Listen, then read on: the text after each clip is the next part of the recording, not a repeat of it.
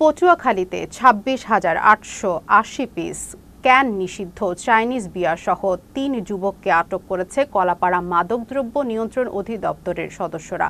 শুক্রবার ভোররাতে Patuakhali toll plaza থেকে একটি কাভার্ড ভ্যান সহ এসব মাদক জব্দ করা হয়।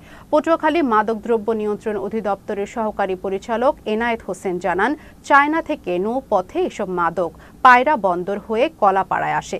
জব্দকৃত এসব বিয়ারের বাজার মূল্য প্রায় ২,১৫,০০,০০০ টাকা। গ্রেফতারকৃত বাসিরুল ইসলাম ও মেহেদি হাসান রাব্বি পটুয়াখালী ১,৩২০ মেগাওয়াট তাপ বিদ্যুৎ কেন্দ্রের ঠিকাদারি চাইনিজ প্রতিষ্ঠান ওরিয়েন্টাল পার্লে বিভিন্ন পদে কর্মরত।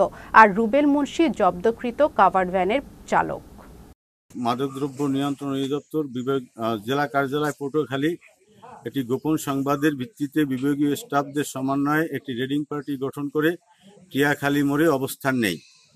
গোপন সংবাদদাতার সংবাদ মোতাবেক এবং তার দেখানো মতে এই কভার ভ্যানটি আমরা সিগন্যাল দিই টিয়াখালীর মোড়ে।